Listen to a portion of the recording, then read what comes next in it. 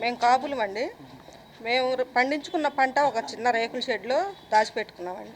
అది అమ్మటి మురళీకృష్ణ గారి ఇంటమ్మటి షెడ్ అండి. అది ఆ షెడ్ అయిందని లేనిపోని ప్రహోలు పుట్టించి ఆయన ఆయన 1000 బస్తాలు కొని ఆయన దాంట్లో లాభం పొందాల్సినంత అవసరం లేదండి ఆయనకి.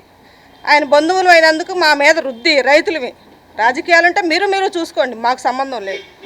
మేము కూలీలేం, రోజు పనికి పోతేనే మాకు గడిచిద్దండి, లేకపోతే గడవదు.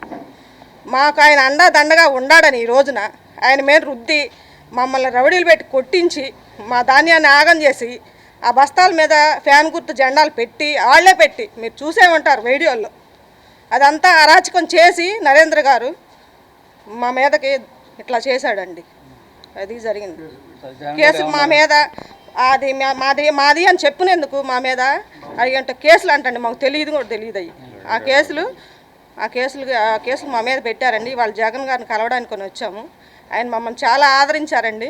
అమ్మ మీరేం భయపడొద్దు, అండాదండగా నేను ఉంటాను మీ వెనక అని చెప్పి మాకు భరోసా ఇచ్చి ధైర్యం చెప్పాడండి.